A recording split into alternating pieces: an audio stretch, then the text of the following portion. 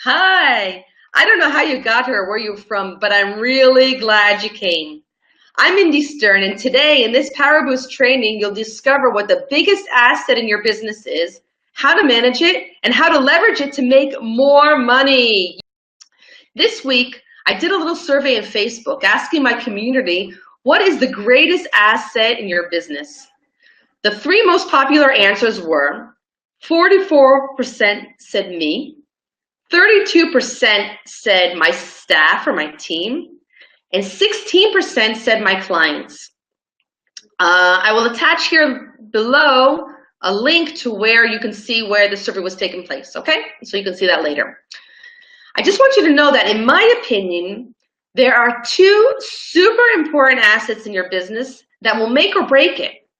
One of them is in the list above that I just read to you, and the other isn't. Nobody mentioned it, not one person. First, I want to review the three answers that I listed above, and I'm going to divulge what the biggest asset really is, and then I'm going to tell you what the second most important asset is after we speak about it. Okay, so let's go one at a time. First, 44 respondents said that a certain quality or they themselves or a certain quality that they have is their greatest asset. Now, if you are the greatest asset of your business, then you are setting yourself up to work really hard. You are what moves and shakes your business. You're probably the motivator and the decision maker. Maybe you're even the salesperson and the accountant and the administrator. And what happens when you're sick or when you want to take a vacation? Can you afford to be sick? Can you take vacations? Now, no one understands better than me that your business is your baby, that you created, that you built it up from nothing, that you put everything you had into it. Not being the most important asset in your business does not diminish in any way all that you've created and what you've invested in your business. You are a successful self-employed superwoman. You did it. You came up with the idea. You made it happen. However, as a business owner, your goal should be to take yourself out of the minutia of the business. You don't want your business to be dependent on you at all. Of course, this takes some time to accomplish. When I discuss the second most important asset in your business later on, you'll understand how to do this quickly. So, the next response was, there were 32% of the people who answered the survey said that their team or their staff was their greatest asset. Now, I think that if your team or your staff is your greatest asset, then your business could be very, very, very vulnerable. Now, you got to understand, your team is an important asset. And you should not only in your team, you should also establish a very strong team code of honor for them to rely on. These are the rules of the game so that all of you know what the core values of your business are and what behaviors are expected of the team. Now, I'll speak about the team code of honor in a later training because it is so vital to the success of your business. But for right now, I just want you to understand that your team is your front. Your team makes your dream come true.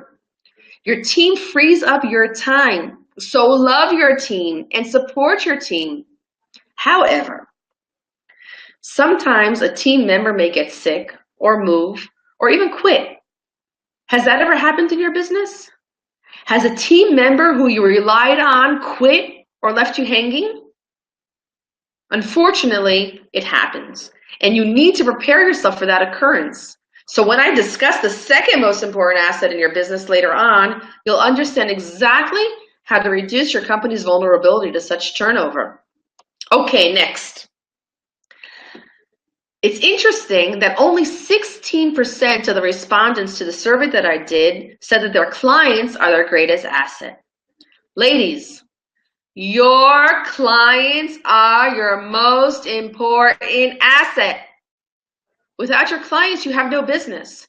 And on the other side of the coin, if your business crashes for some unexpected reason, God forbid, you can rebuild it rather quickly if you have a client list. In addition to that, if you ever want to sell your business, the first thing a potential buyer is going to ask you is how many clients you have. Okay, so how do you leverage your biggest asset to make more money? In the continuation of this training, I'm going to talk about 3 techniques that you can use to create loyal clients and customers who keep coming back to you to buy more and more and more. Great. So the first concept I want to talk about is the basics, the management. Maintain a client and customer database with full contact details. Know who your clients are. It's the ABCs. So first I want to talk about maintaining a client or customer database. And it doesn't really matter to me where you do it, okay? You can do it in a software program that does it.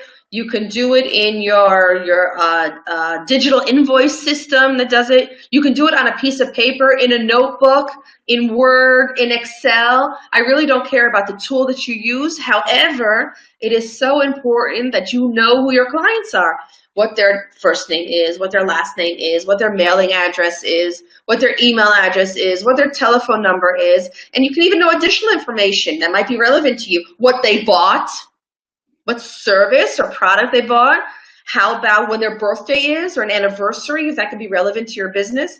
And even if it's not relevant to your business, you might want to know that information. Keep as much information as you can about your clients. Know who they are. And that way, once you have a database, you can also do all sorts of investigations inside of your database. What type of people are they? Are they men? Are they women?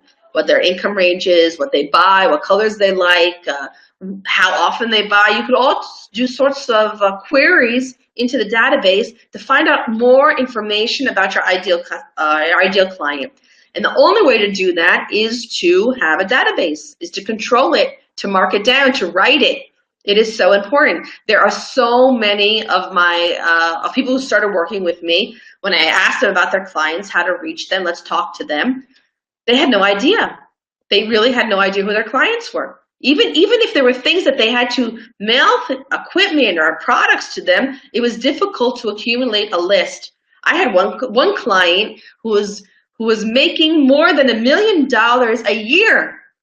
Revenue, not profit. Okay, it wasn't very profitable when we started working together, but $1 million in revenue. Then when I asked to see her client list, she had no list. So the first thing I sent her to do was to get that list, find out who her clients are, find out who her potential clients are, keep records. It is so, so important because that is your primary asset. Okay, these names, these contact information is your primary asset, is your number 1 asset in your business. Okay, maintain it, love it, protect it, care for it. Okay. The next thing I want to talk about, the next kind of technique I want to talk about being about your clients and leveraging your clients to make more money out of them or with them, serve them more actually, because that's what you want to do actually. The second thing is to keep in touch with all your clients and do it frequently. A lot of times I find that businesswomen, they are even almost afraid to get the feedback from their clients about the products, about the purchase. So you work really, really hard in order to get the client to come in, to be a client, to actually spend money with you to get a product or service, and then you forget about them. They don't exist anymore. You send your product, you give your service, and that's the end of the story. No, people, that shouldn't be the end of the story. You want to remain in touch. First of all, when you have a client and you provided a service to them or a product, find out if they got it, find out if they like it, find out if they're using it. This is invaluable information. Now, for 2 sides, 2 reasons. One, if they don't like it, if they're not using it, you want them to use it. You want to find out what the problem is so that you can correct it, not only in the future so you can correct it with them. I think the most important thing you can do with a client is have a satisfied client. You want all your clients to be satisfied. So some people are afraid to be in touch with their clients for fear that the client might not be satisfied. However, if you have an unsatisfied customer, the easiest thing for you to do is to be in touch with them, solve their problem. And they will appreciate, even if you don't solve the problem, they will appreciate that you made efforts to do so. And just on that, they'll probably recommend you further to other people that you took the care and the time in order to help them out. How many times has it happened to you where you've ordered something or gotten a service and it wasn't exactly what you wanted, but then the salesperson or the company itself contacted you and tried to help you to make it better, and even if it didn't work out, you were really appreciative, and you might have even recommended them? That's the same thing that can happen with you, okay? So be in touch with your clients. Don't be afraid that they're not satisfied, because you can now have an opportunity to change it. And once you've changed it, you can get a reference. Matter of fact, if you have a client who is happy with the purchase that they made, happy with the product or service you gave, you can get a reference. You can get a testimonial. That social proof, by the way, and I'll speak about social proof in another Power Boost training that I'm going to do later on in the next few months. But the social proof is something that people want when they're deciding to buy something. It really helps people make a decision to make a purchase, to commit to doing something with you, if they have social proof that it works. So if you have a satisfied customer, be in touch with that satisfied customer, and you have the possibility of getting a testimonial or a referral from that customer. That is the base, okay? In addition to that, just keeping in touch with them keeps you in their mind. Now, there was a research done, not by me, but there was a research done quite a few years ago on why people change their suppliers. Changing a supplier, I mean like changing their dentist, or changing their hairdresser, or changing the store that they buy things in. They did a survey on why people change. And the number one reason for people changing their supplier in something is because the supplier became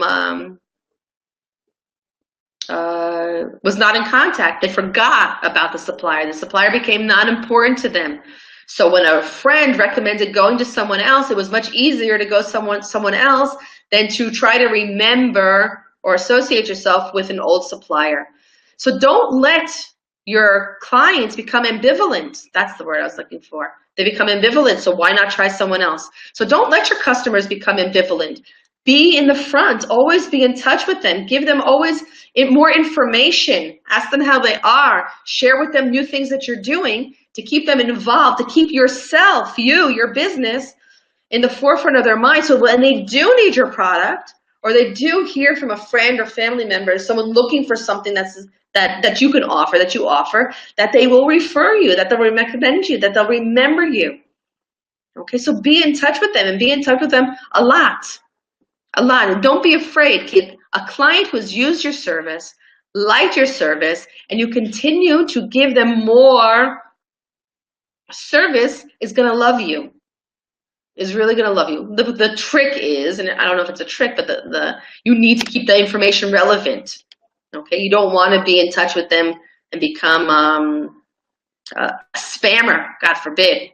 No, whenever you're in touch with them, you want the information that you're in touch with them to be relevant to them. Not just to you, relevant to your client. Okay, so it's very, very important to keep being in touch with your clients and customers. And this is how you get more sales out of them, which is actually the third technique that I wanted to talk about. And that is sell more products and services to existing clients, and sell complementary products and services to existing clients. That is where the leverage actually really, really comes in.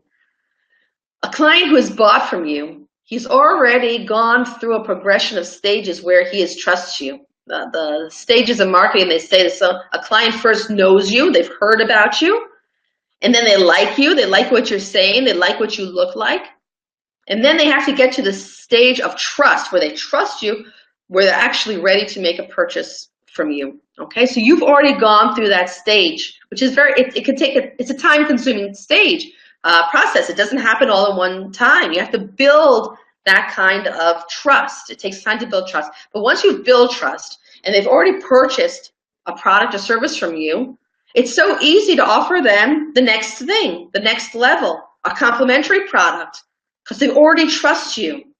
So it's easier for them to make the decision to purchase So it's easier. It means it costs you less money in order to sell to them than it would to recruit a new client, and it takes less time. But what happens a lot of times is that people are not offering their services again to the same client. But we have to understand clients, people are all part of networks. So if your client you think doesn't need your service again, I am sure he knows 1 to 10 people in his immediate environment that may need your service or your product. Okay, so don't be afraid. Don't think. Maybe we should work on beliefs here as well. Don't think that your client does not need any more of your services. And more than that, I would say that in every product or service that you offer, there are complementary products and services.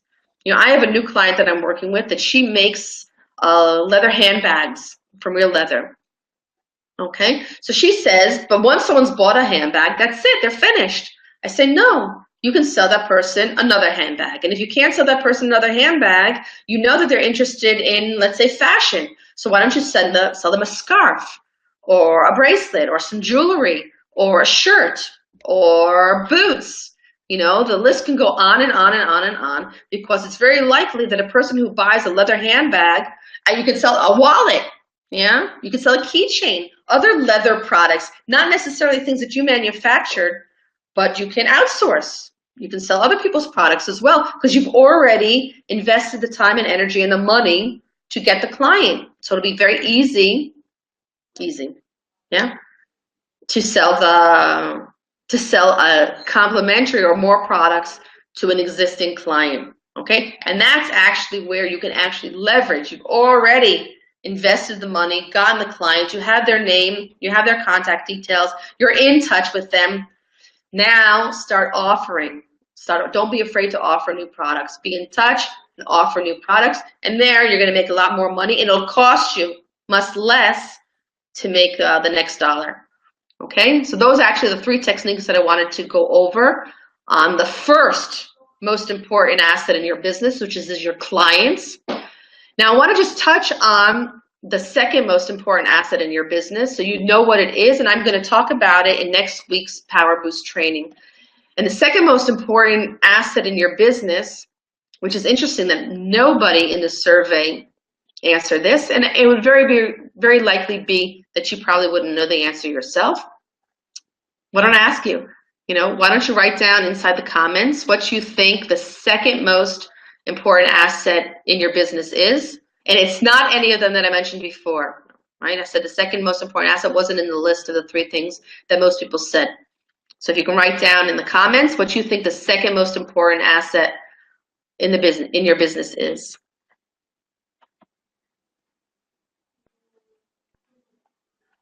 Okay, so what I think, from my experience, the second most important asset in your business are the systems that you develop to run and market your business.